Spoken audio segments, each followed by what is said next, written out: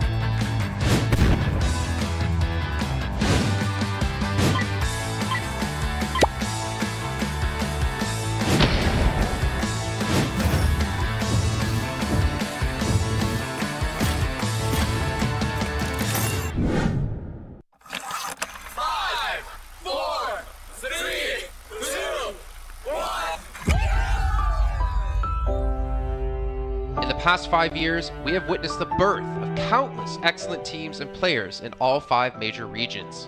They are still remembered by us to this day. At the same time, we also remember our fans who loved us from the very beginning. On the occasion of this 5th anniversary, let's turn back the clock to the starting point of PUBG Mobile Esports, the Southeast Asia region, where all the stories began. As the first world-class event, PUBG Mobile Star Challenge gathered professional players from all over the world. With continuous development, the 2019 PUBG Mobile Club Open Global Finals is undoubtedly the most exciting event. 2019 Fall Split Global Finals, ladies and gentlemen, give yourself a round of applause!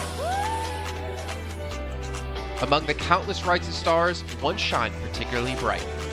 Bigatron Red Aliens, a team from Indonesia, Bigatron Red Aliens! just got first place in the PMCO Southeast Asia Fall Championship, earning the chance to compete in the PMCO Global Finals in Malaysia.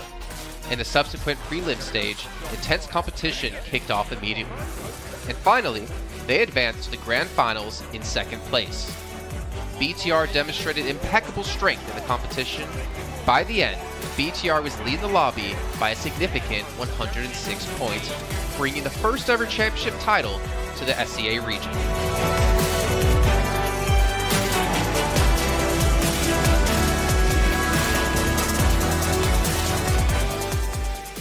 Di saat itu siapa yang nggak kenal dengan nama Bigatron gitu? Tim yang punya segudang prestasi, mereka juara dunia di PMCO Global Finals tahun 2019. Mereka banyak banget melahirkan pemain-pemain berbakat, Zuxi, Luxi, Ryzen, Microboy. Terus habis itu Zuxi, Luxi juga saat mereka menjadi juara dunia, mereka berada di masa prime-nya mereka banget. PUBG Mobile Esports always strives to develop and grow year after year. That's why we made sure to continue the support and build the SEA region. In 2020, the improvement of the competitive schedule introduced the World League, which later became the World Invitational.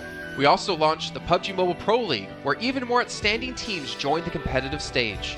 In the 2020 PMWR, BTR once again clinched the championship in the East. This had given Southeast Asia the title of the strongest region in the world. They hoped to continue their legacy at the PUBG Mobile Global Championship, the pinnacle of PUBG Mobile Esports. However, BTR was not able to repeat their performance from the previous year. Two teams is going to get goal left. This round, winner, chicken dinner, Nova XQL. With the rise of Team Nova, countless brilliant moments were had, but this also left many players with regret. After BTR Red Alien won the Global Championship in Kuala Lumpur, We thought C region was the best. We thought nobody could beat C region except maybe RRQ Athena, maybe Illuminate the Murder, maybe Mega Conqueror. But C region was the best at the time. And we get to the league. We heard of a team called Nova.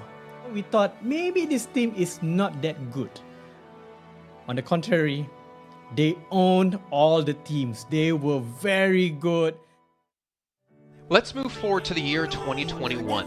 With continuous efforts, more teams and players joined the Pro League. For example, Xavier, who placed third in the 2020 PMWI East League, also secured second place in the PMGC East League. FaZe Clan also made their debut on the world stage. Có thể nói 2021 là năm thành công nhất của Dingo Xavier trên đấu trường quốc tế, khẳng định vị thế và tên tuổi của Việt Nam vô cùng mạnh mẽ. Còn với FaZe Clan, đây là năm đầu tiên họ đặt chân đến với giải đấu cao cấp nhất của PUBG Mobile, nhưng lại khiến tất cả những đối thủ khác đều phải dè chừng và e ngại. Undoubtedly, the year 2022 has brought the greatest changes to the SEA region. Vampire Esports emerged, dominating 2022 PMWI, winning both the main and after-party tournaments, while also setting records for most chicken dinners, most eliminations, and more. They were not only facing competitors from the SEA region, but from all over the world. Everyone was talking about VPE and wondering if they can maintain their performance at the Global Championship or if it was just a stroke of good luck. On the last day of the 2022 PMGC Grand Finals, VPE won 3 chicken dinners alone, moving from the bottom of the table to 6th place, achieving the best result for the SEA region. They pulled off another miracle, but sadly, it was not enough to win it all.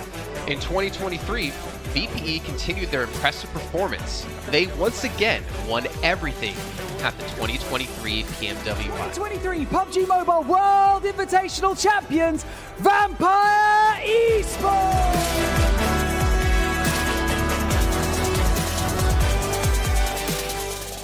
ก็ย้อนกลับไปในปีที่แล้วนะครับเอาจริงก็ผมมองว่าน่าจะโอ้โหไม่มีใครที่จะมองว่าทางฝั่งตัวแวมไพร์จะซักเซสได้ถึงขนาดนั้นนะครับเพราะยุคนั้นเหมือนทุกคนจะโฟกัสไปทางฝั่งของตัวอินฟินแล้วก็เฟซแคนที่มีแบบว่าผู้เล่นดังๆนะครับแล้วก็ถ้าจำมันได้เหมือน PMGC ปีล่าสุดมากินไก่แบบเบิ้ลติดๆกันในวันสุดท้ายเหมือนเอาจริงน้องๆก็เคยบอกเลยว่าเฮ้ยเราเครียดกันไปหรือเปล่ามาเป็นตัวเองดีกว่าเล่นแบบปล่อยจอยได้แบบจอยเลยสุดท้าย3คะแนนติดจบอันดับ6ของโลกซะอย่างนั้นนี่นะครับแวมไพร์สปอร์ตเชื่อจัด But don't forget, Alter Ego, an Indonesian team, showed a very strong performance by winning the Super League twice. The SEA Super League was an upgrade to the previous championship, which by many is considered to be the most competitive league in PUBG Mobile. They could potentially become the next legend of the SEA region. Untuk dibilang legend, gua rasa belum sih untuk Alter Ego. Walaupun mereka sempat ngedapetin back-to-back champion untuk di PMSL 2023, itu menurut gua hanya sekedar untuk ngasih pembuktian gitu bahwa Indonesia tidak kehabisan pemain berbakat. Ya mungkin contohnya Rosemary gitu. Datangnya dia ke Alter Ego tuh bener-bener jadi ujung tombak untuk Alter Ego. Dan gak berhenti di Rosemary. Masih ada Alpha juga yang didatangkan oleh Alter Ego untuk mengisi kekosongan atau kekurangan dari Alter Ego. Dan gue rasa PMGC 2023 ini akan menjadi ajang Global Championship pertama gitu untuk Rosemary dan juga si Alpha. Jadi wajib banget kita nantikan performnya mereka di PMGC 2023. Dan please di notes pastikan tonton Alter Ego sampai akhir. Of course, there are many more teams we haven't mentioned, but these teams will all take part in the 2023 PUBG Mobile Global Championship. So what do you think? Who will be the ultimate winner in this year's PMGC? Will they be from SEA? Well, there's only one way to find out.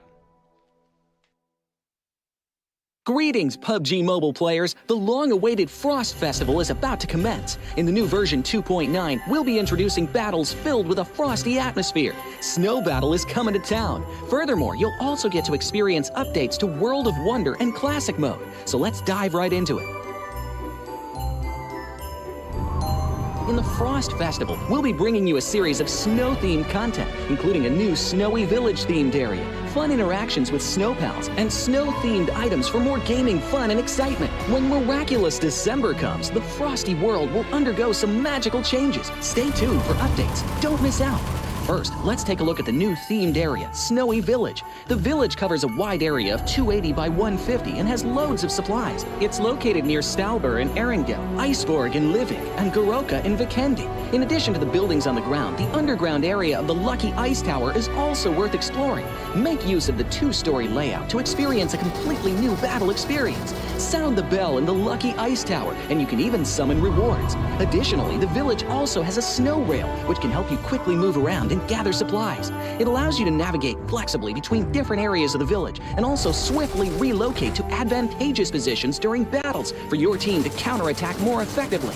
Of course, you should always remain vigilant to avoid becoming the target of an ambush. What's more, the village also features a special two-seat vehicle, the Reindeer. It's also a great choice for transportation as it allows you to swiftly move all over the map.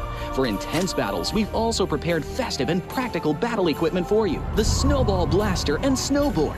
The Snowball Blaster can be used in many ways and has loads of functionality. When you aim it at the ground or a building, it can create a snow pile cover for you. When used on enemies, you can temporarily transform them into lively snow piles to restrict their movement.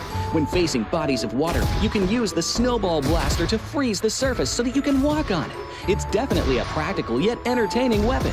After transforming into a lively snow pal, you will be unable to use firearms to do battle. You'll only be able to rely on basic actions such as walking, running, jumping, and swimming to evade enemy pursuit. It takes some time before you can revert to your human form. Let's build a snowman together. The snowboard will also bring you a whole new experience. Apart from helping you glide and move on various surfaces, it can also be used with the Snowball Blaster. Explore the many possibilities and use these two items to have all kinds of fun. We've also designed various interactive mechanics, such as searching for snow toddlers, lucky ice, and the snow blast zone. When you encounter a lucky snowman on the map, don't be in a rush to leave. There are 4 lost little snowmen hidden near the lucky snowman. Search for the 4 hidden snow toddlers and bring them back to the large snowman. Oh, come on, You'll then receive a token of gratitude. There are lots of lucky ice scattered across the map. Shatter the ice to get the supplies inside. Try using a melee weapon to break the ice more easily. Furthermore, you'll find that snow has engulfed some red zones on the map, and the falling snow will bring about many interesting effects. Players within a snow blast zone will be transformed into a lively snow pile if they're hit by the snow. If the snow lands on the ground, a snow pile cover will be created. Castle, got a hole in the ground. Although, in this World of Wonder update, we'll be introducing a brand new transformation skill gameplay and a catch me hide and seek gameplay for you to enjoy the transformation skills to the fullest. Of course, you can also use this skill to create more interesting creations. We've also added a Snowy Village map template to celebrate the Frost Festival with creators. Additionally, we've also made some updates and improvements to gameplay devices, game parameter settings, and editors. For more details, please follow the official PUBG mobile community. We'll continue introducing the latest wild content to everyone. Everything. Well, however you decide As for classic mode, we've also made some improvements to vehicles, firearms, creation mode, emotes, settings, and more. First, we've enhanced the designated marksman rifles. Some DMRs can be equipped with the full auto mod to fire in full auto. We've also improved the attributes and handling of some vehicles to enhance your driving experience. We've also added a new garage mechanic. From now on, you can choose your dream ride during matches. Meanwhile, we've also added a custom SFX adjustment feature. You can adjust the volume of some sound effects to whatever best suits you. As for creation mode, we'll be introducing some quick view features for watching the victory dance and fireworks displays and the new Frozen Kingdom themed performance in order to provide players with more possibilities for creative content. Furthermore, we've expanded the emote backpack. Now you can equip more emotes before entering the battleground. That's a wrap for the main content in this new version. In addition, new content will be added to the popularity battle event, Metro Royale, and season rewards. For more details, follow our official PUBG mobile community. Snow Battle is coming to town. Winner, winner, chicken dinner. However you want, it's your game. In 2020, while the eyes of most PUBG Mobile viewers were focused on Southeast Asia as well as other regions, there was one region in particular that went under the radar, the 2020 EMEA League. Numerous teams from different regions were fighting for a spot in the 2020 PMGC. Among them, the teams from the EU region were the most dazzling. Canada Power, which had previously won 3rd place in the 2020 PMWL West League, managed to break through and eventually won 6th place in the 2020 PMGC. Class Steel Athletics from Turkey also successfully took 8th place. For the entire EU region, this was a great start, and in the future, the EU region would grow into an even stronger region. The EU region seems to have endless potential. They always have a number of astonishingly talented newcomers. In the 2021 PMWI, in addition to the veteran team Kanina Power taking second place, the newly reorganized team in 2021 Next Ria Xenox in the smokes, the solo by themselves. surprisingly won third place. The EU region seems to just have endless potential. There's always a number of astonishingly talented newcomers coming up through the ranks, developing their skills, and in 2021 at the PMWI, you had some of the veterans there for sure. Kanina Power taking second place, an incredible performance coming through from them to get that second place. But not only that, you had the reorganized team for Next Ruya in 2021 who won PMPL Turkey. They came first in their region and then were invited on the back of that to the PMWI West to take third place. So these new talents working as this new roster at the time, a phenomenal resurgence there, and there's so much more left in the pipeline, I'm sure, for this region. I'm really excited for what the future has, and I can't wait to see what they've got. In the 2021 PMGC, teams from around the world gathered once again. First of all, worth mentioning is that among all the participating countries in the grand finals, Turkey had the most with 3. Among them, teams like S2G and Next Ria finished 4th and 6th respectively. This was a massive achievement. The efforts of the EU region are constantly bearing fruit. Now they just needed an opportunity. 2021 yılında Dünya Şampiyonası istediğimiz gibi başlamıştı. Çünkü West aşamasında 3 takımımızı birden ilk 6'ya sokmayı başardık ve büyük finallere 3 takımımızı göndermiştik. S2G 4. olarak buraya katılma hakkı kazanmıştı ve kadrosunda Rip7, Timber, Kalse, Sylas gibi isimler vardı.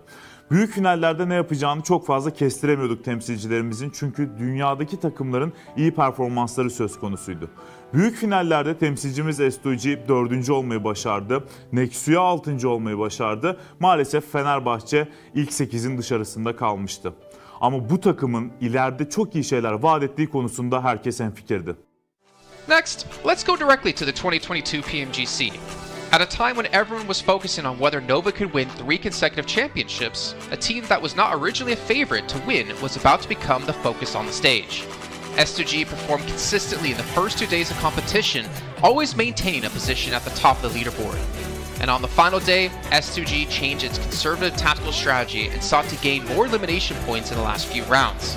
And in the last round, S2G secured the championship with 15 elimination points. Champion of 2022, it is S2G!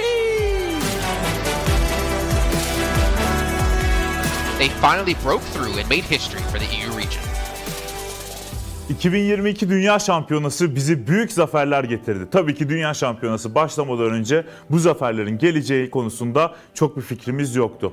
S2G kadrosunda bazı değişiklikler yapmıştı. Takıma yeni katılan oyuncular vardı. Özellikle Reis ile birlikte takımın form seviyesi gerçekten çok yüksekti. 2022 Dünya Şampiyonası finallerine 2 takım göndermeyi başarmıştık. Bir tanesi S2G, bir tanesi Fireflux. Maalesef 2 takımımızın kaderleri birazcık farklı oldu. İlk günden itibaren S2G sürekli olarak zirveyi kovalarken Fireflux için işler iyi gitmemişti. 3. gün geldiğinde S2G güzel maçlar geçirdi ve şampiyonluğu Türkiye'ye getirmeyi başardı. Bu Türkiye e-spor tarihindeki en unutulmaz başarıydı. This year, the EU region has continuously produced even more strong teams. First of all, G Gladiators won first place at the 2023 PUBG Mobile Pro League Spring Regional Championships and third place in the 2023 PMWI. Veteran teams like Next Ria and Kanina Power have been performing better and better this year and successfully qualified for the 2023 PMGC. Subsequently, hot recent teams like Mad Bulls, BRA Esports, Major Pride, Elise Esports, Demorte, among others from EU, have also successfully gotten a spot in PMGC. They all look forward to continuing the success of the EU region in 2023. There are many questions surrounding PMGC. Will S2G successfully defend their championship? Will another EU team lift the trophy? Could it even be a team unexpected to win it all? Let's witness it together in Turkey.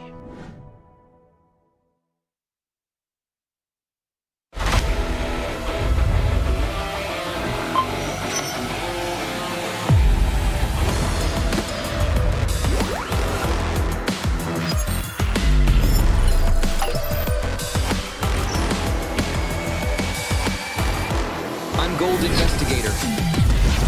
Join the Investigator team and let's protect the game's fairness together. 2023 Popularity Annual Gala event tutorial. Hey there, welcome to the 2023 Popularity Annual Gala. We've introduced a brand new competition and upgraded rewards. You will have to go through 10 rounds of 1v1 matches and compete to become the first ever PUBG Mobile Popularity Annual Gala champion. So let's get right to it. New competition, ladder competition. The Popularity Annual Gala event will be utilizing a new ladder promotion system. Players' initial ladder grade will be determined by their battle points at the end of the first round. Ladders are divided into 6 grades: Triple S, Double S, S, A, B, and C, with Triple S being the highest. Ladder promotion rules. Players are ranked based on the popularity they gain during the battle period. For rounds 1 to 9, the ladder results are settled at the end of every round's battle. Apart from ladder grade C, each ladder has 100 spots, with the top 20 promoted, the middle 60 retained, and the bottom 20 demoted. If you're trying to move up the ranks, be sure to stay within your ladder's retained threshold or higher before each round is settled. Additionally, ladder grades can only be promoted or demoted by 1 grade at a time, so your performance in the assignment round is crucial. Be sure not to miss it. Final showdown. Based on the rankings from the previous 9 rounds, round 10 will be the decisive showdown to determine the final rank and ladder grade placement, including the champion of the 2023 Popularity Annual Gala, who will emerge as the ultimate winner. New exclusive rewards. At the end of round 10, rewards will be issued based on the player's ladder grade and final rank. For outstanding players, they will receive exclusive rewards that can showcase their supreme honor both in and outside the game. In-game rewards include the honor title, honor name tag, and honor avatar frame, which are sure to make you stand out. Moreover, there are also physical trophies, interviews, custom-made popularity gifts, official social media promotion, game exposure, and other exclusive honorable rewards. Gain global renown both in and outside the game. What are you waiting for? Participate in the 2023 Popularity Annual Gala now.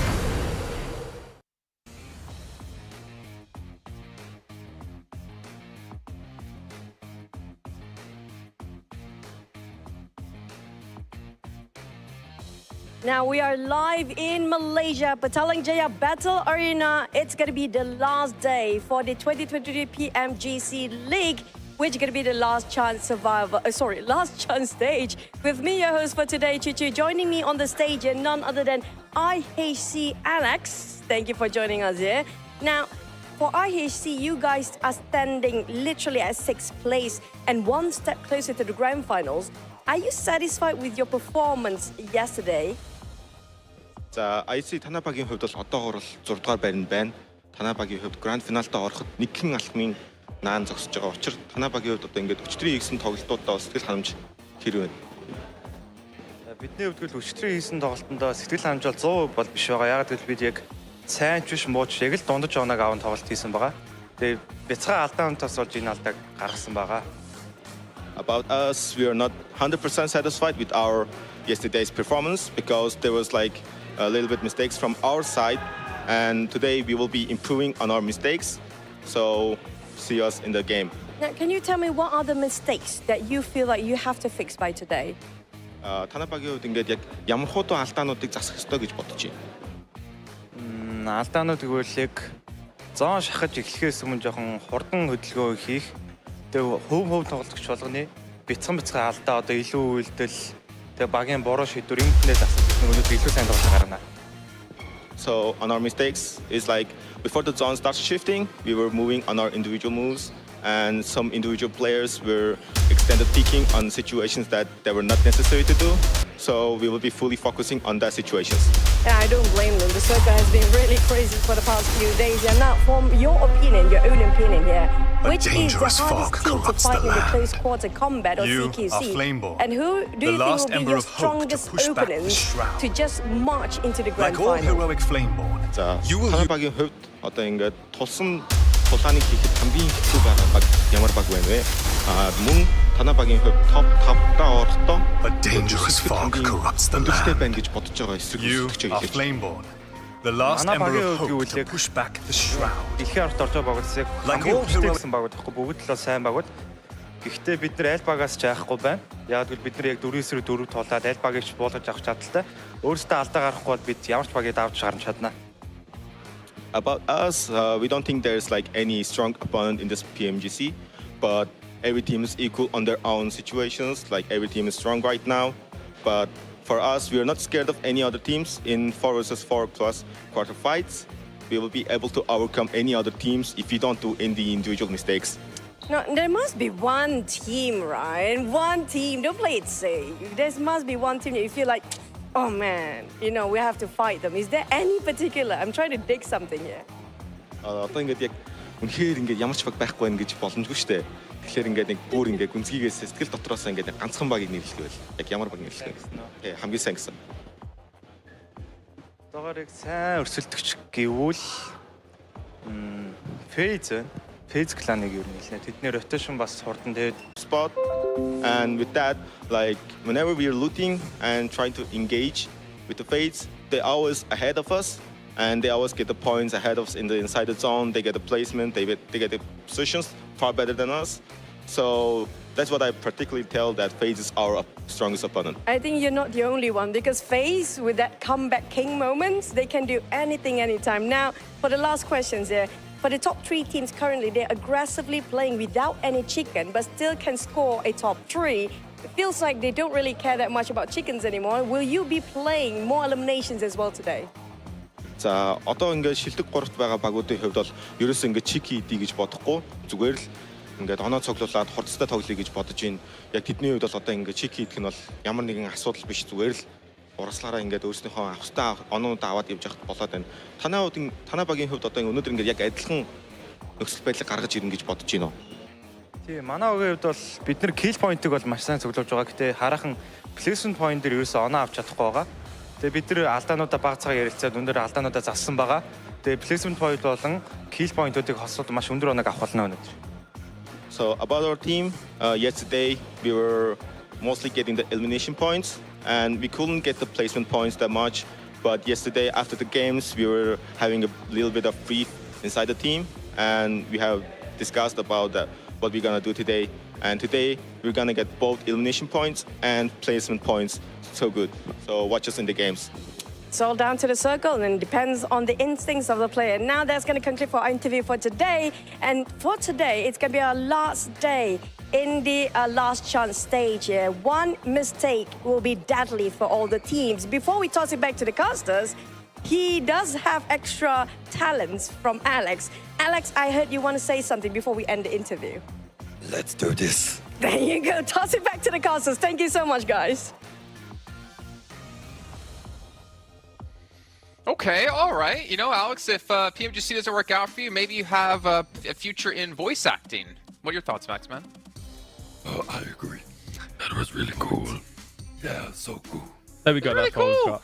Oh, that's as deep as I can go. Everyone, welcome back to the show here for the final day of the last chance qualifier to get into the PMGC Grand Finals, kicking off in just a few weeks' time. I'm Jason. He's Max. And there on the end, looking handsome as ever, is Kalaris. So we're going to break down yesterday's games. And honestly, so you got to hear Alex Kalaris, you know, focus on the placements. That's what we've been saying. That's what they realized as well. Now, can they do it will be a different question. Yeah, what a big brain comment. No, I digress. I mean, ultimately, they were getting great eliminations across the entirety of yesterday. So much so that, again, a 6th place team having the MVP for the day is extremely unusual. So for them to be able to go out and do that the way that they did, fantastic. But usually, the placement points do come with eliminations eventually if you're able to carry on that trajectory. So, I mean, there's high hopes for them if they continue what I think was pretty decent from them yesterday, all things considered.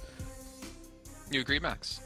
I agree fully. I mean, they just need to try and reach more podium positions, right, at the end of the day. Maybe even they were too aggressive yesterday. Just got to tone it down a little bit, try and stay stacked as a full team. And if you reach the later stage, as you said, Kalaris, if you get placement points, typically the eliminations tend to naturally start to flow in your direction. So yeah, I think that's the big change for them. And they are just 3 points behind the top 5 position. So chances are we're going to have another Mongolian team alongside Stalwart to make it over in the grand finals, which would be pretty cool. Pretty crazy considering how many points or how little points they are behind behind DXavier when DXavier had 3 top 4 finishes and a chicken dinner to boot on top of that. So pretty impressive right scene. We'll see if they can continue that pace today before we can jump into that Infinix GT10 Pro, the official smartphone here at PMGC 2023. You guys can pick it up. It's born for professional esports players, and you guys can dominate the lobby with one of those bad boys. I need to get one because, well, as Max has found out, I'm quite trash. No. So sorry. That was mean. I was setting you up for that to be like, no, Jason. We played some back in the U champs, and you did pretty well. You had like a 15 elim game, but you went straight for the heart. I agree. That's the best point you've ever done on this, Jason.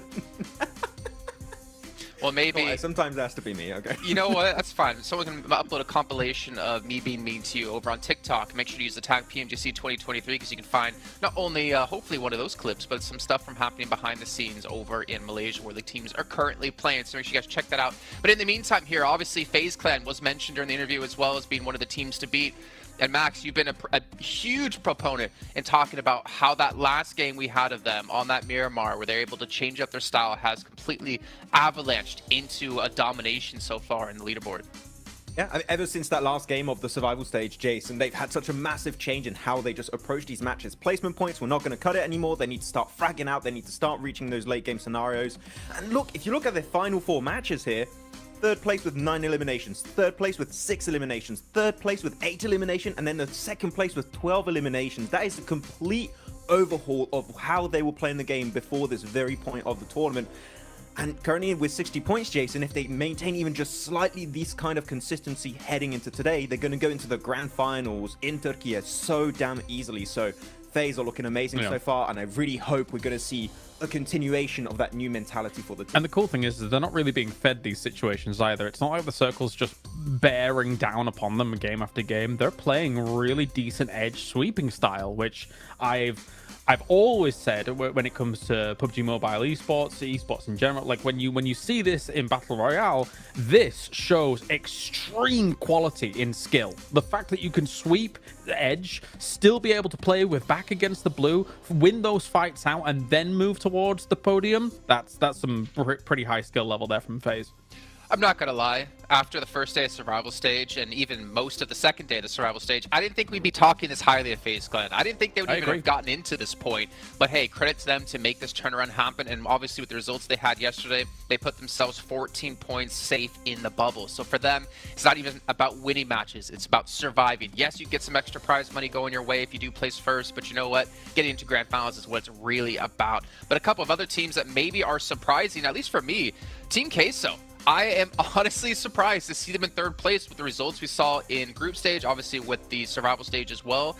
But look at this, 16 placement points, 36 eliminations, the 2nd highest fragging out team in the lobby right now with some of the best teams in the world. I think that is a true testament to how strong this team can be. Yeah, and especially if you look back on their matches of yesterday, they got 2nd place with 13 eliminations on Sanhok. If they can try and hold their position in top 5, Jason, today, it is going to be down to that Sanhok possibly. It is a map where they typically are really good. It's just unfortunate this just once a day, but they're still going to try and make the most out of that kind of battleground. So yeah, Team Queso has been a big surprise. I'd even go to say that Rook has been a really big surprise for me despite not being in top 5 right now. A team from Africa starting off hot with that chicken dinner. Just need to see more eliminations from Rook compared to some of these teams we're looking at on the top 4 fraggers list. And if they can do that, maybe Rook could also push himself up in the grand final. Honestly, I'd be concerned if I was anybody from actually BTR Red Villains down. So 4th down. Why do I say that? Well, if FaZe, Persija, or Queso had been able to convert any of those podium finishes that they had into a 1st place, the gap in points would be significant. And if they continue to play the way that they played yesterday, those 3 teams, and they get at least 1 win on the board today, the gap will be significant. The catch-up will be difficult for the rest of these teams. And yeah, and to be honest, if we're looking at the overalls and thinking about them, I'm thinking maybe even 10th place right now for Inco, which is at 30 points, might be around the cutoff point. Definitely one below them with Reject at 28 as we fall to 17th after with Gladiators. But it's getting really tough. You cannot afford to have a bad match. And honestly, Kalaris, coming into this after seeing Mad Bulls before, if I were to tell you, hey, at the end of day 1 of Last Chance, they're going to be 13th place with only 16 points, I don't think you would have believed me. I mean, yeah, I think you said it pretty well in the past couple of days. Like, feast or famine, right, for this team. And I think, unfortunately, at this point, our region might be done for when it comes to the last chance. Like, Gladiators and Mad Bulls down there, not really seeing huge glimmers of hope for them just yet. And when it comes to today, when pressure is going to be on, I think that some of those teams at the top, as I say, with all of those podium finishes that they've got, I think they're going to be able to secure their position, shore those defenses up against these teams, which, if you're our Mad Bulls or Gladiators, you need 2 great games to start off just to catch up. Yeah. When you're looking at a lot of these teams, you could even add to the mix, say, on top of Mad Bulls and Gladiators, your Duxan, your Nigma Galaxies, your Reject. The thing is, they had a lot of leeway when you started the start of this league stage, right? There was a lot of rotations that were very easy to pull off because teams were maybe a little bit slower, trying to adapt. There's so little mistakes happening in these matches now, Kalaris. Teams are so quick to rotate on circle pops at any kind of situation, taking the best position so quickly. If you're just 10, 15 seconds slower than a majority of the teams, chances are you're not going to reach a top 5, you're not going to reach a podium, and you're definitely not going to get those wins that you definitely need at this point. So, man, teams like Mad Bulls, they're going to struggle because there's just not that much space anymore. They just need to try and be even more proactive, which is easier said than done, but it's what you have to do. I mean, and knowing one mistake could decide between you getting to grand finals or not is just even more pressure. Fantastic shot coming with the witty there, but still, like, look at Influence Rage, the domination they were pulling off in, obviously, Americas, in the league stage, and in survival stage. They're not safe. They're at 8th place at 41 points. They can easily climb into that top 5. But honestly, it's so scary seeing how many teams are in very close reach of top 5 that I could not tell you who's going to be there at the end of the day. I really believe, Jason, today the leaderboards are going to be completely scrambled. We saw that at the end of the survival stage, right? Where the teams at the bottom, you even saw like Inco as an example, do a massive comeback alongside Team Kesso. I think the teams that are currently not in top 5 have very little to lose right now. You're just going to full send it. If you're Mad Bulls, Gladiators, Reject, Inco, you're just going to go giga aggressive, okay? Get all those eliminations and try and reach the late game, because exactly, you only have 6 more matches remaining. At the start of the day, you might try and get some placement points, try and stay relevant in the conversation. On the second half of the day, you need to start blasting from the get-go, because otherwise, a spot in top 5, you won't be able to do a comeback in a game or 2. You need to do a really good game followed up by extremely consistent results. So the bottom teams, they are going to put everything they have on the table out here on these matches. I mean, I'm going to anticipate Jason's next question, which is like, okay, what do those bottom teams have to do in order to be able to no. But the point is that we were talking about this yesterday, right? How do you approach a situation where you are so far behind? Do you radically change your strategy and things like that? I don't think you do. I just think you turn your normal playstyle up to 11. Take some of those shots that you wouldn't necessarily normally do, just in case you get a long-range headshot, and then you can follow up on something, right? Because usually you think to yourself, you want to conserve ammo in order to be able to kind of go into the late game. But if you can hit some wild headshots that you might not necessarily take otherwise, and then follow that up on a fight, that could be a few more points here and there, and that could be the difference maker if you are one of these lower teams in the ranks. You know what my question was going to be, Kalaris? Inco Mad Bulls Ruins, is it going to happen again today? 2 teams fighting to get to top 5. Well, which team's going to fall away? Are both teams going to go away from Ruins? Are Nigma Galaxy going to be left wondering, like, hey, where's the fighting? Where's our free eliminations? These are 2 teams who can't afford to have a hot drop go wrong. I think really Inco, sorry, I want to jump on this one, because Inco don't have to drop on Mad Bulls and Ruins, and also because they have that hot drop versus IHC in Novo. So like they have to change 2 pretty much drops, even if it's a secondary drop in Novo. We need to see a complete overhaul from Inco, because 4 matches out of the 6, if you go for that hot drop situation, you're not going to make in top 5. So yeah, they have to change something here. There's so many spots available, so Inco, go to the East Coast. It's available. It would be a good option. Agreed. Are we going to get a world where both teams just ditch the drop location, considering, well, Mad Bulls are a lot farther behind than Inco. And then they hot drop each other somewhere else on the map, and they're like, guys, what the hell? You're supposed to stay there. We're supposed to move.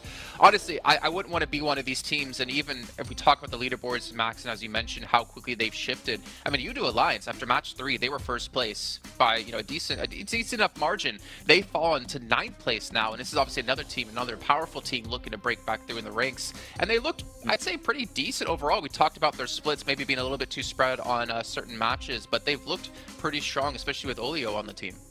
Now, I especially like their Potato Heel finish against Influence Rage, where they went for the push onto Law. I think that was an amazing play. Didn't quite work out, but it was the right approach in that kind of scenario. But I would compare really Yudu Alliance to a Mad Balls from the survival stage in the sense they got 2 second places with 8 eliminations, 12 eliminations.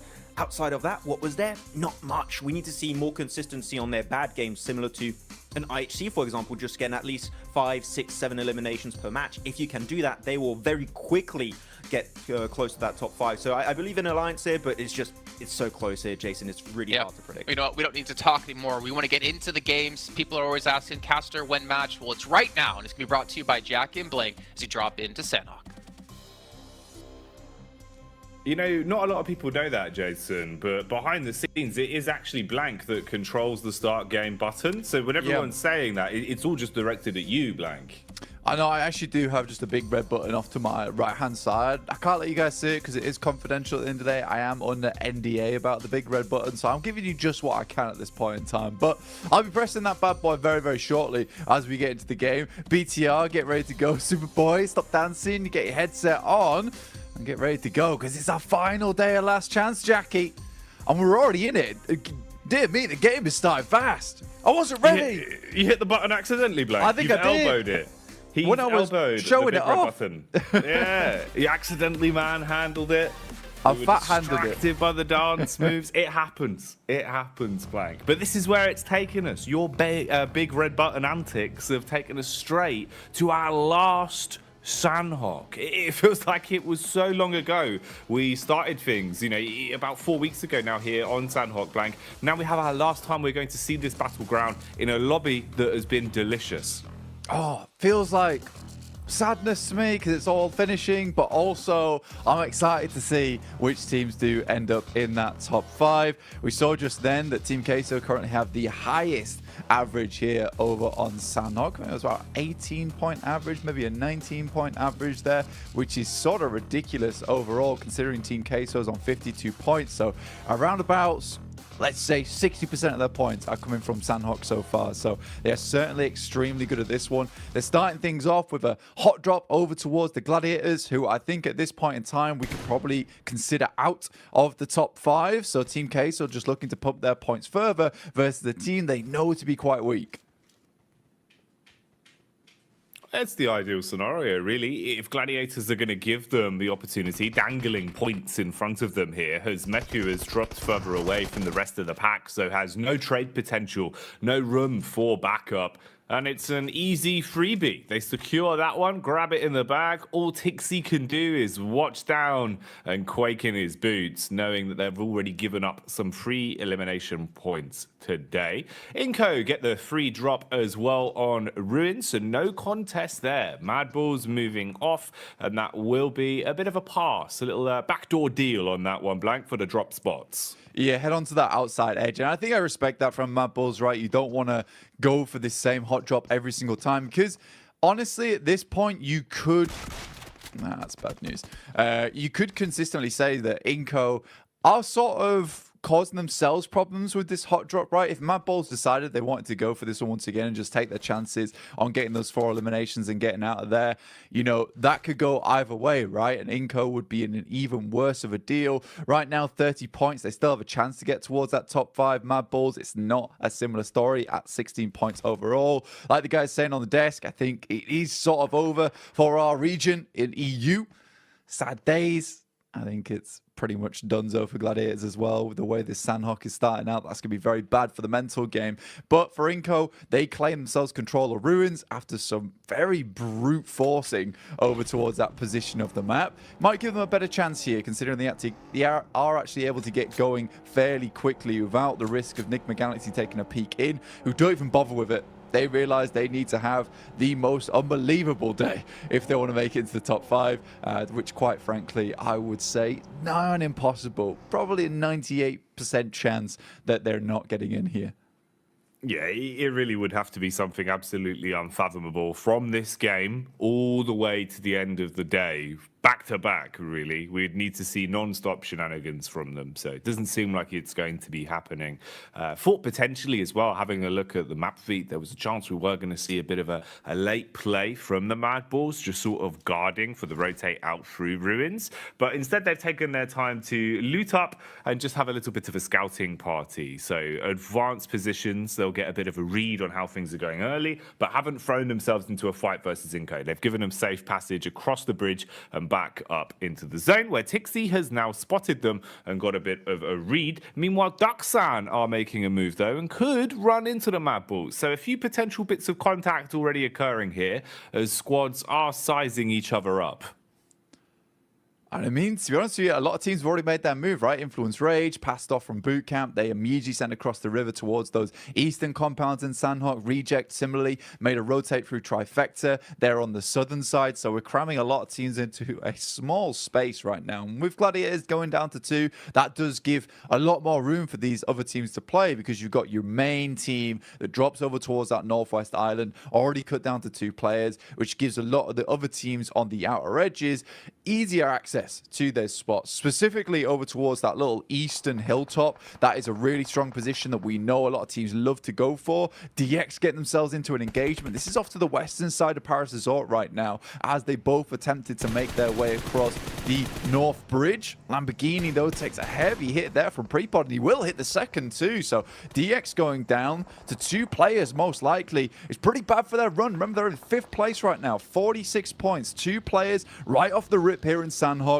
And they were playing well, man. I actually really like the way DX has been playing out a lot of these games, but I don't think this team comes online until Erangel, to be quite honest with you. That's where they find the majority of their points. So the midday heightened senses for DX are certainly what we're looking for going forward. So I can sort of understand why they wouldn't mind writing off a Sandhawk like this, but, you know, not getting a huge amount of points here early on is a bit of a struggle going forward, Jackie. No, you are right, man. You know, they've kind of got their 2 different forms, right? Sandhawk, sleep. Erangel, excited. That's what we see coming out from DX. That's really where they have been able to... yeah, that's what it's like, man. It feels that, you know, they get the running shoes on.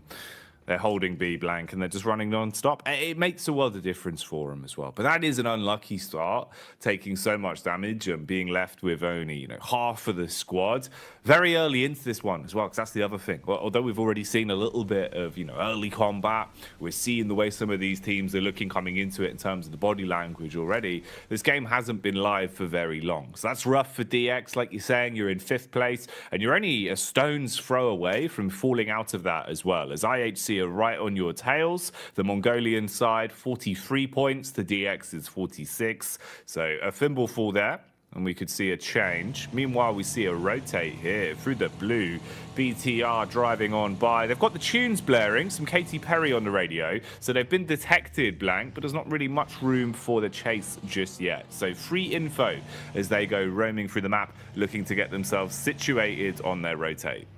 Yeah, man, this is threatening Katy Perry, right? You know, you blare it off in the distance. People are like, whoever's playing that, probably we shouldn't mess with them. They're very confident coming into this game if they're going to be blasting that one out the speakers. That's towards that south side in Sami. You can't quite see them on your screens just yet, but they were rotating on past through Nigma Galaxy. Duxan yet to make a move outside of Ruins, but it's already been picked clean kind of by both Inco and Mad Bull. So Duxan just waiting for their opportunity. There you go. Start to see the BTR boys peek their heads in towards the circle as we head on to our stage 2, which sent us up towards that northern side of the island. So FaZe Clan, after their miraculous results over towards the last 2 games in Miramar, where we know they shine, they get themselves a little bit of luck here up towards that northern edge. So Hatting controlled by them, but a really nice split, I would say, so far. Bit dangerous for Ventores, though. We know that hilltop. I talked about it before. It's very much a focal point for a lot of teams, gives you so much control, but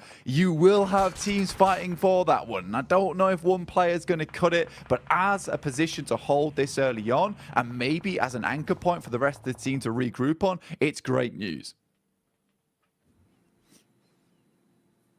Depends on how the cookie crumbles then. when push comes to shove. If they can hold the angle, use it to the best of their ability. So far, looks good. Elim feed bodes well for them as they pick up an opening knock onto Brute Force. Brute Force that are currently under an attack from Influence Rage. They've swooped down onto them and done a nice chunk of damage, leaving a couple of the players on their last leg. Similar story, though, for Law, as he's taken a bite back.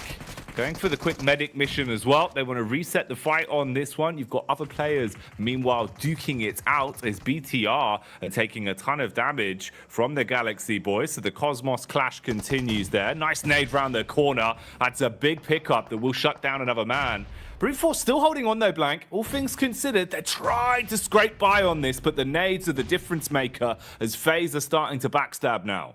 Yeah, this is an interesting push coming from FaZe, and I think you realize that any team that's in this position is sort of in that contention for that hilltop. They've left Vintoras up top side. He's returned to the team now. They'll get this third party done and then maybe regroup on that position. This is an extremely aggressive push from FaZe. It's one that can be very risky. They're already losing players here from Udo Alliance as Mela tries to hold down the fort. Mormon's down and out, and they could have maybe just held onto that hilltop, but they got hungry. They got a little bit greedy, whilst Influence Rage handedly takes down the rest of Brute Force here. YDO and Prepod behind the rook. I don't know how many more nades Influence Rage still has on board, but this is an excellent defense from them at an excellent time as well, because Influence Rage 8th place, but very close to moving into that 5th place barrier.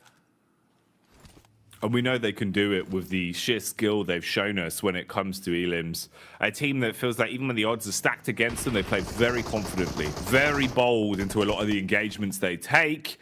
In the meantime, though, FaZe starting to take damage in the battle of attrition as the backline is full of other squads. From a distance, you've got Udo Alliance that are just taking pot shots wherever they can see a little bit of skin from FaZe. There was also Rook with Eugene miles away on the other island even, hitting some long-distance shots to punish them and leave their HP far lower than they would like in a position like this. So this fight, now not very sustainable. You know, this has been going on for a very long time. The idea of this being a quick cleanup for Influence Rage and cure a few points from it, that went out the window a while ago. Now you're looking at not making too many mistakes with how many eyes are on you. Fight's not stopping though, Blank, as everyone is scrapping to have some sort of area to play in at this point. Mate, this is currently a 2v4 going on between Gladiators and Team Queso. Not sure how they've pulled off what they did. Circle's nasty, heads up towards that northeast side. AHC very pleased with this considering they're not quite in yet. More Molotovs sent over the top, not too many nades, but the rest of Gladiators do regroup. Raze is providing that information back. Arta and Big Milo to hold it down in that front line. Another nade goes through, won't find too much damage. A little bit of a tag over towards Tixie, but that's about it. And I think he realizes, get rid of Raze. He's providing too much of that information back towards them. When they strike, they'll know about it. But Team Queso, this is a pretty sad result for them. Remember, this is the team we were talking about, saying that they had one of the biggest percentages in terms of those average points on Sandhawk. To go down versus two players that you already took down half the team from would feel very, very rough. There's still comeback potential there, but with this circle moving up towards the northeast side, both these teams not in the greatest of spots. No, for Prepod, it's basically like having a very low-quality barbecue outside, camping by the burned-out car. Just toasting his marshmallows, mate. Yeah, that's all he's got, you know. The family said we'll go on a camping trip. Prepod's thinking, oh, this will be fun. In reality, this is the camping trip. It's not ideal, Blank. At least he's warm. It could always be worse. If it was Vikendi, he'd be absolutely freezing. But there's wolves at the door, or at least at the horrid tent that's been allowed to be brought with them that takes 3 hours to put up, and everyone gets mad at one another as Brute Force attempts to keep control, keep that cool. IHC looking over towards Rook right now. Ziol's in, but the entire room is smoked up. Rami goes down. That will be one player from Rook out here. IHC claiming control over towards the southeast side. They're still on, technically, the eastern island. You got Reject that claim control over the hilltop towards that western edge as FaZe sort of threw this game away. I don't think they had to third party down to Brute Force. If they were able to take down both those teams, fantastic, excellent news. But you gotta know that there is a lot of teams trying to push in from that northeast edge. So the amount of sightlines that are available over towards FaZe where they had barely any cover to work with. It was somewhat of a weird play. Nades coming in. Alex moves into the building, will be immediately knocked here. Gets into the smoke, survives for a bit longer, but it's Nenabet taking down Tixie on that top side, and Godless with some DBSs coming through the window to try and keep this one alive. Somehow Alex manages to escape, Jackie. It's pretty heads up as well. They jumped straight on to the revive and reset the fight, knowing they had the smokes down. And Alex was lucky that the smoke was still there to block him as well. So the line of sight not going in favor of Rook. Instead now, just trying to play on the back foot, the defense, as they knew they were being pushed.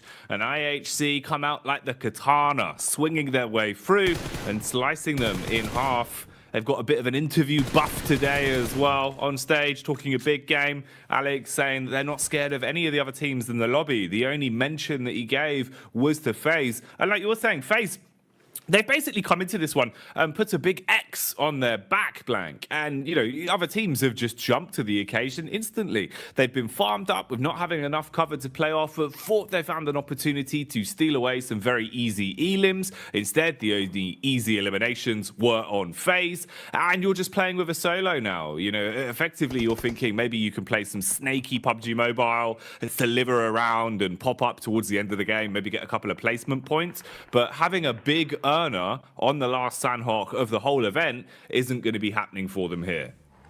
Absolutely not. This is Prestige Evos up towards the northwest side. They just got themselves out of the blue, but running directly in towards the Mad Bulls, who all have nades in their hands, looking to explode the opposition as they make their way in. Nice setup from Prestige Evos with these backstops, making it very difficult for the Mad Bulls to do anything whatsoever. Exploring the vehicle is good, but the nading towards the backside will leave Mad Bulls feeling black and blue here. Misery gets burned up. A crucial Molotov comes through. Now Redface has to come in to try and save FaZe in this situation procedure. Zuxi, with the Molotov out, everyone's going to be burning behind the rock. The moss is going up. The ecosystem is not doing well for the wildlife, but right now it's Zuxi that burns in his own fire, gets striked back upon as Zerich head for the encounter. And that's one you can't afford to lose in that manner. It cannot go down that way, Blank. That feels like such a misplay. That should have been an easy victory for them as well. Mad Bulls were totally struggling on this western edge. But Luxy running into his own molly. The moss a bit more flammable than he expected there. Takes himself down. Flique will drop to the zone. I'm not sure how much life Zerich has got left in him to get further into this match, but they'll be certainly happy with the 4 eliminations, or at least 3 eliminations they're able to garner on that side. Gladiators eliminated 4 eliminations, 14th place, no placement points for them, but at least a little bit of something, but just so unlikely. Reject, though, very pleased with their positioning. I think they quickly identified this spot was open down towards that south side, playing off the back of it. Enigma Galaxy, look at this, Jackie. It's the day 2 buff. It comes in clutch for them every single time. Actually find themselves somewhat of a decent rotate up towards this western side after they were able to take a really good fight versus BTR early on and gather themselves a bit of storm going into this match. But the circle, again, moving away from all these favorable spots towards Udo Alliance and IHC. Very playable position now for both these teams, but they've got to get across first. With the side swipe available for both these squads, it's just a matter of time because you desperately want to get up towards that coastal edge so you can start taking shots over towards teams like Influence Rage, Brute Force, Duxan as they attempt to make their way over towards that coastal side. It's just rough here. Duxan attempting to leave from Hartin, get towards that southeast edge and crush all the teams that are attempting to push their way through Hartin on the western side. I love how Ventores has been basically like the mosquito that's just whizzing by Enigma Galaxy. He's been kind of just annoying them in the backline, Blank. He's only a solo, but he's been popping up time and time again, just taking shots at them, just being a bit of a nuisance. And they've decided to move because of it, opting to look for some compound control to play with. They funneled themselves into one building, but Lufa's here, big damage done with the big gun, as he leaves them all just clamoring to stay alive. I mean, yeah, they've popped the smokes. They've got themselves tucked into the building and at least probably can reset on the players that have been down. Oh, hello, Squash. He's lived up to his name. He's still alive, Blank. What? He's still alive. How? What? He's got steel Kotak boots on, Blank. He's taken it on the chin. He's dead. I said 3 nades his way. Goodness me, I think the only way that happens is as he's dying, literally in those moments, the stim has to tick him up by like maybe 1% of HP, but he took the vehicle straight to face. Maybe it wasn't going fast enough, who knows, but surviving that is silly. Left looking like a roll of toothpaste. Yeah, I mean, doesn't live up to his name because he certainly wasn't squashed in that situation versus Reject, but wow. Well done, I guess, to live the first initial car. I don't even think Reject intended for that to happen either. It was just a bit of a scout, understanding that there's probably teams still on the top side of the hilltop. Just lucky that they get the roll down off the back of it. Circle over towards Enigma Galaxy. Fortunate to get that little shack early on here. Now, a lot of teams will have to push in towards and Reject opt to go for themselves. A little bit of a 2-2 split. Got two players still playing up on high, and Influence Rage decides it's a time to put an end to the camping trip on the outside edge. Oh, they've had enough. They don't want to share the camping grounds any longer. But it seems like Prepod, he's got other ideas in mind, Blank. He wants to be the new landlord. He's grabbed the contract for the camping grounds and he's starting to put his foot down as the DBS sings strong. Federal watching his entire team melt one by one and just sitting in the camp office, just thinking, what on earth do I do now?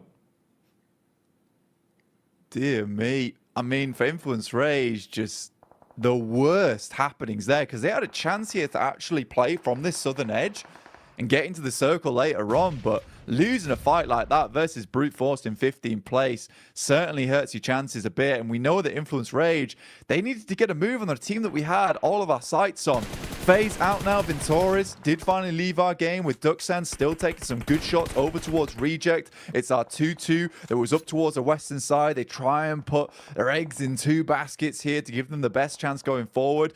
I like this play from Sarah and Duello though. They're going to stay up on high. They're stealing as many points as possible, up to 6 eliminations so far. You can see here, U2 Alliance were the first ones to cross on the bridge. Got up towards that bottom side, but Duxan still a rough journey ahead of them. You completely exposed to these teams underneath the bridge here. IHC still behind them, but living up to what they wanted in the interview, which is get more placement points.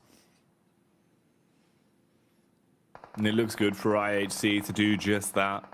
They've been so good at getting eliminations, but placements were the thing they could not get their fingertips on for love nor money. So if they can change that today, it could do wonders to keep them so far up in the standings, because this has been a big one so far. 7 elims as well. Duxan might be going the way of the eliminations as they're just eating bullets, Blank. It's Godless that snatches it as well, so that'll be another one for IHC. Quick reaction from Zara. Wow, straight down. Resets. They've known that they had the entire squad from Enigma Galaxy trapped inside this little shed for quite some time, so they're still just peppering them anytime they peek out. This is a fight that could get a little bit messy though. U2 Alliance on the bridge being ushered into the zone with the blue.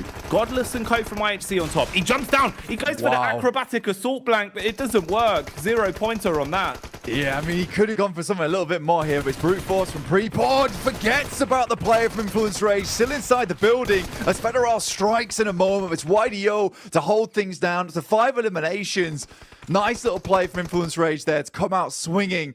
Kept very, very silent for a long, long time. Reject still on that top side. Duello tries to drop off to get into a better spot here. Sarah goes down, and that will be Reject going out in 4th place. But from that high ground position, we're able to steal away a lot of those eliminations here. YDO moves forward. Not a lot of chance to get Prepod back up again. Enigma Galaxy afforded a very nice little win here with the compound.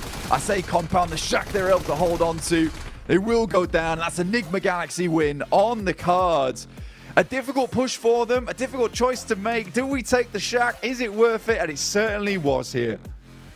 Wow, could have been a lot worse as well. You know, when they initially took control of that shack and moved in, they were ruined in terms of the manpower, brought down to just 2 players surviving, but the resilience is shown. And that's a hell of a comeback. That's at least a better game from them. You know, a facelift from what we had yesterday, Blank. If there was a time to put a right foot forward, this is a good one. It's just the fact that the sheer longevity of the mission they've got to go on to make it towards that top 5, it's so hard. It's so unachievable. But if they're getting a start like this, who knows? We'll leave it in fate's hands. Yeah, their 2% chance.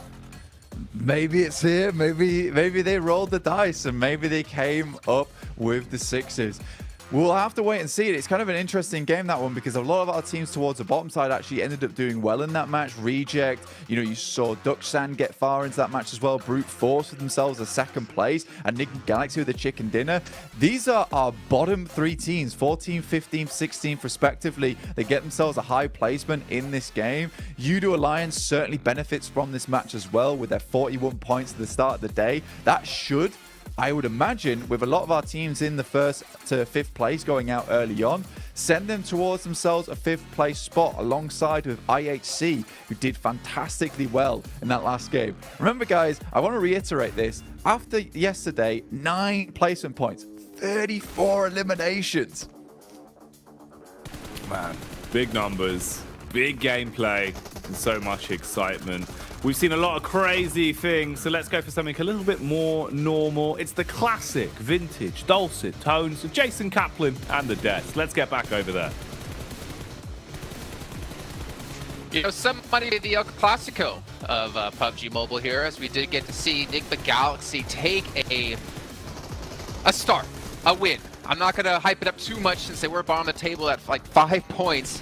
But this is the start they need to potentially have a chance to get through top 5. And Claris, we saw the exact same thing happen for them in our survival stage. Yeah, let's be real. There is always the potential across 6 games that teams like this, teams who have shown excellence in the past, can make magic happen on a final day. And Enigma Galaxy, they threaded the needle to be able to get to some of these spots because they were coming in late to try and get to these compounds. I was surprised that the compound south of Hartin was open, but they were able to blitz through to it. Never mind the shack that was east of that. There's potential magic, not only I would say for Enigma Galaxy, but also maybe from Mad Bulls as well, if they were able to try and move this on, because those are the 2 teams down towards the bottom that I think could make magic happen here in the final day.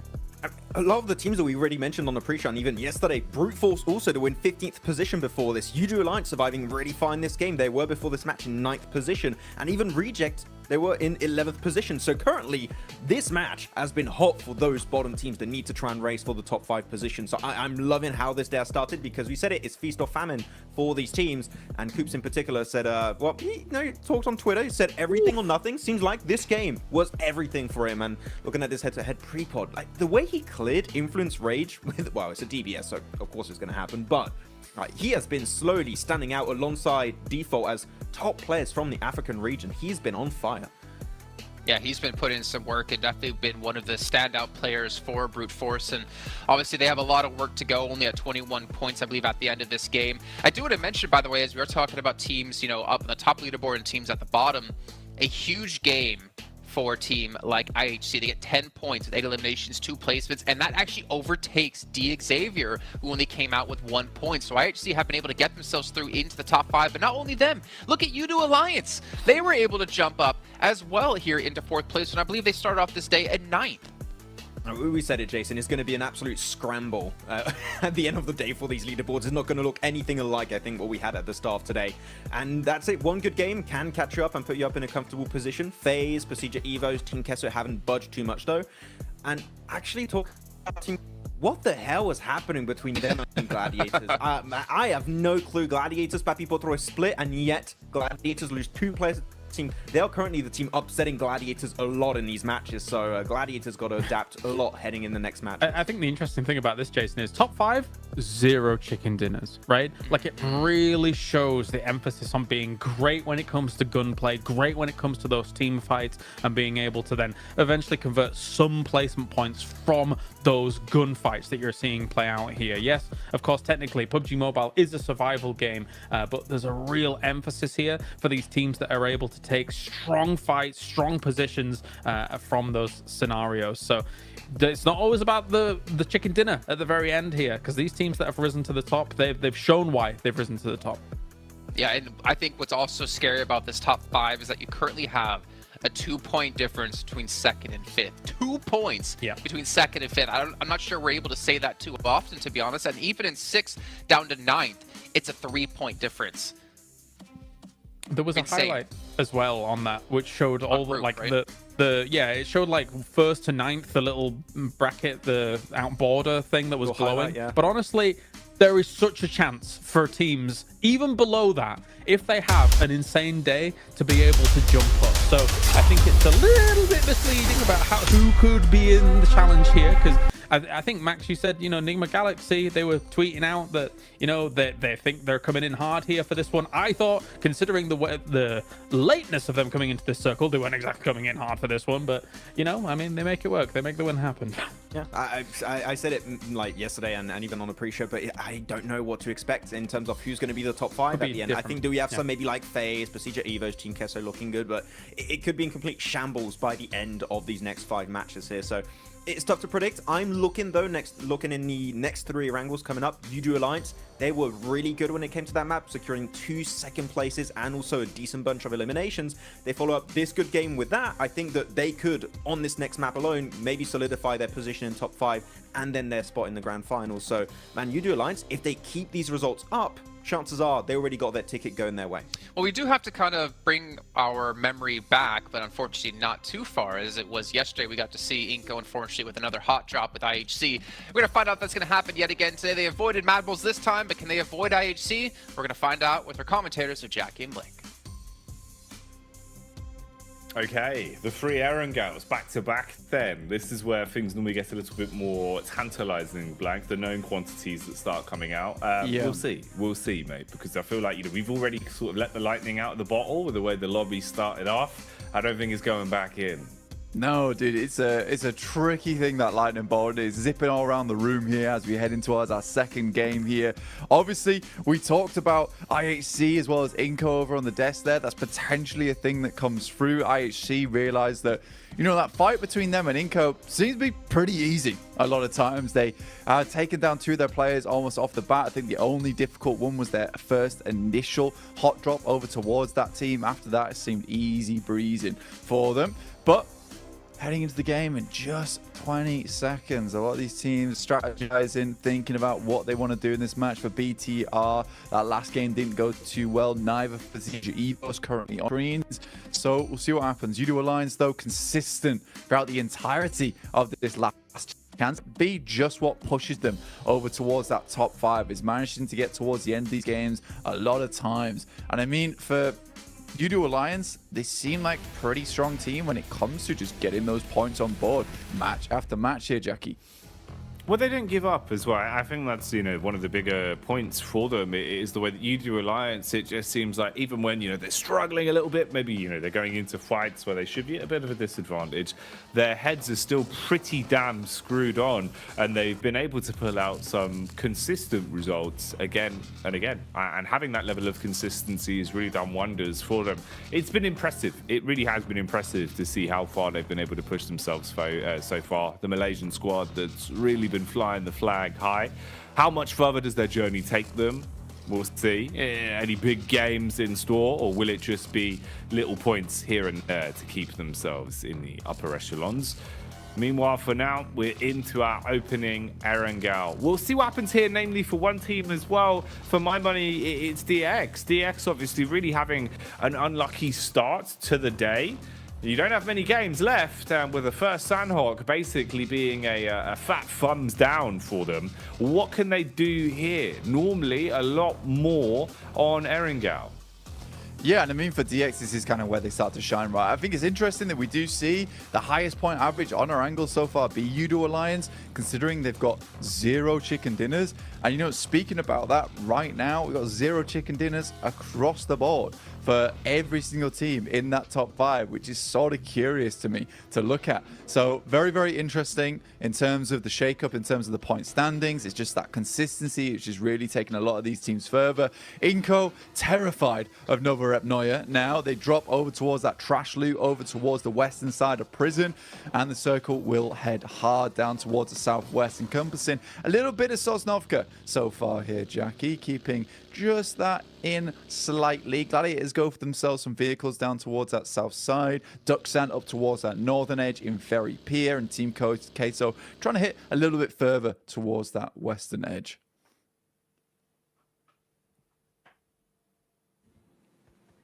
Having a quick look to see if there was any room for some early fights, as we've already seen a couple of them today. Moments where teams know you do have to run a couple of risks. You've got to roll the dice a little bit to guarantee yourself some of those elimination points. But at least for now, it's looking relatively clean in terms of the early infighting. Nothing too obscene.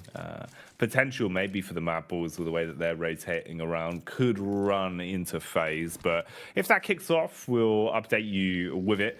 Zone-wise, fair amount of water as well, so landmass going to be worth its weight in gold. Definitely want to try and get your rotates in a little bit earlier and see how well you can set up for things.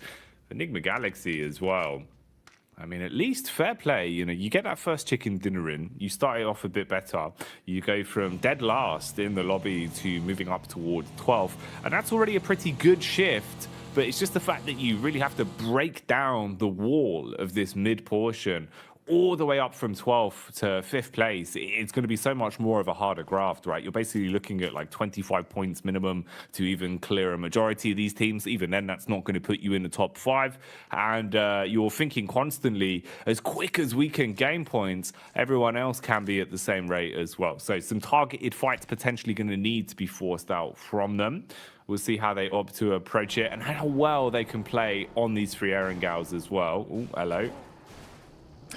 Rock's a bit slippy, apparently. That Moss coming back to bite these teams from BTR on that last game. For CG Evo, sorry. But interesting, though. I mean, you bring a good point in terms of like the profit game as well, in terms of where Enigma Galaxy have to go, whilst also you're imagining some of these teams at the top side will continue to gain those points.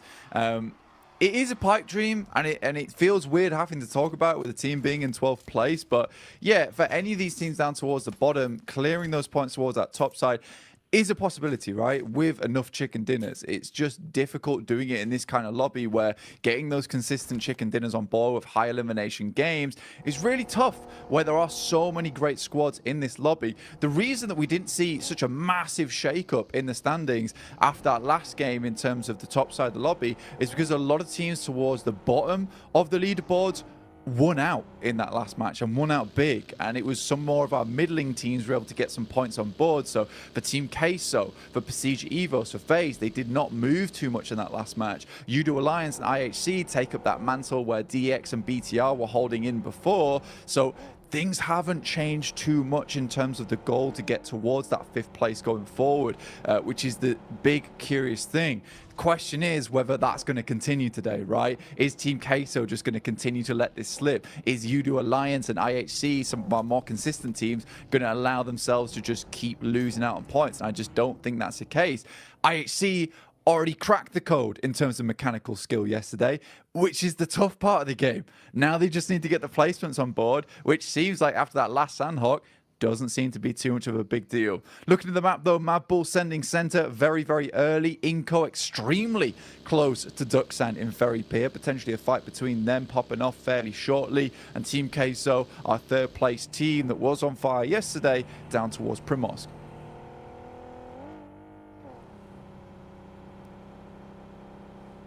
You know, I'm hoping as well, maybe there is a little bit more room today for the stock to rise for Reject Tokyo.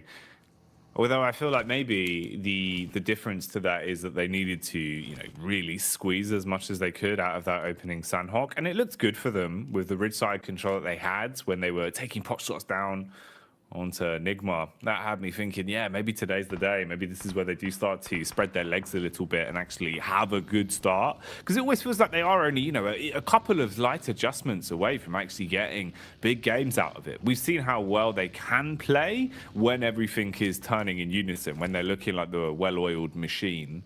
So hopefully there's a little bit more room. Not going to be an easy journey for them, but it would be a sick storyline if they were able to command back some of that respect and get that momentum in their camp. For now, though, we'll look at the facts. All of our teams on the move, cruising in towards the new zone and trying to get themselves ahead of the pack a little bit earlier. The only 2 squads that are really deviating from this are going to be IHC, who is still down, looting around and taking their time before they start to course correct, and Udo Alliance that are also taking a bit of a slower approach to this. They can afford to as well. Both of these sides obviously in a good spot. You're in the safety net at the minute of the top 5, both tied with 53 points as well. blank. So it'll be interesting, the fact that they're mirroring each other's late rotates. We'll see how they play if they come head-to-head on the edge. Yeah, for you to Alliance, it sort of makes sense considering like they're a very good edge team. So if they come in late, they're a comfortable team to play that late game, right? When you're on the outside, you're taking some fights going in, you're slowly working up your control. For IHC, on the other hand, Nova Apnoia is just so full of loot. A lot of times that you just want to get the massive amount of utility that's provided in that area. Level 3 vests available, huge amount of ammo count to fight your way through those later parts of the game. And we've been able to make a nice rotation on this eastern side, swing up towards the north and maybe push in through like Pachinki. That's not a bad idea for IHC at all. We'll see what they get up to off the back of that one, because it doesn't look like they're going to go for an eastern bridge push here with the way they're posturing on this side. Maybe just trying to stay out the blue for as long as possible before they inevitably have to head into it and wait for this next circle to pop first. So interesting stuff from IHC. For Yudo Alliance, definitely one of these plays that was expected for them. With this circle though, I'd fully expect IHC to deviate over towards that eastern side now, as opposed to pushing through the bridge on the western edge, because that is a dangerous push to make. But for FaZe, who's already claimed control over the majority of Quarry, this is great news for them. I say that, but I said that last game, Jackie, and they threw it away. Yeah, it's hard, man. It's hard. It felt like, especially in the last game, you know, FaZe kind of did sort of tunnel vision, where from the front, they had a great lineup. You know, they were sort of just shooting fish in a barrel. But from the back, they were so exposed. They were right in the open. Everyone saw them and wanted a piece of the pie. And they were just taking pot shots at FaZe for free. And there was no easy way for them to defend. So you'd hope here it can be a little bit cleaner. We've seen just how well FaZe play when they're activated, when they're coming out swinging, especially towards the end of the day. It feels like they just get such an upwards draft. They have the Miramar buff that is always lying in the back pocket as well. So just having some consistently clean games here on the majority of the battlegrounds we're going to be seeing with the back-to-back Erangels is probably the dream scenario for them. Keep it clean, keep your heads above water. You've always got your safety net, comfort towards the end of the day with those Miramars. Ooh, a bit of Gladiators on a move here as well, as they barely bypass their way through Duxan and co, just scouting out and starting to see what they can find. Obviously, very unlucky Gladiators going into Sandhawk. Just basically got picked off one by one and had no way of playing around each other. There was no room for trades whatsoever, and it felt incredibly fragmented. As we were saying, even in that game, though, it feels like Gladiators basically chalked up to be left in the lower side of standings with how these games have been going. So for them, their grand journey not really being the big focal point, but just what they can do to either potentially ruin other teams' runs or be the knock-on effect for some squads to move through is the more interesting storyline there. Here they engage on the Rook, take a couple of shots, but nothing gained, nothing lost just yet. Sara, though, will pick up Defo as he tries to make his way away from this engagement. You can see Reject a little bit further up the line here. They're towards the northern warehouses. Duello will finish off their fault there with the help of Sara. So Reject accrue themselves another elimination points. Rami goes down as well to Tulika as they send away as fast as possible.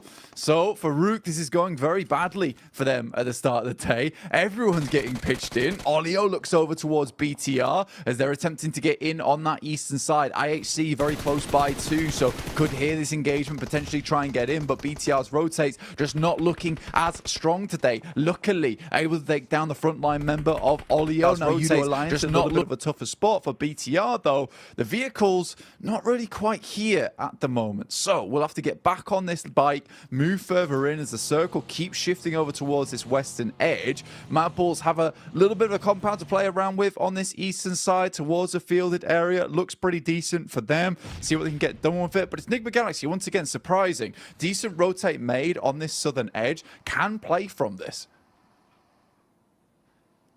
And the basics have looked better from them, which does really bode well. You know, if you can at least play the basics cleanly, you set yourself up to have a little bit more stock when it comes to the harder plays. So Gladiators here eating some damage from the backline. That'll be IHC. And IHC probably actually baited in by this one, thinking, you know what, if Gladiators are there, we're hitting some shots onto them. Maybe this is a side that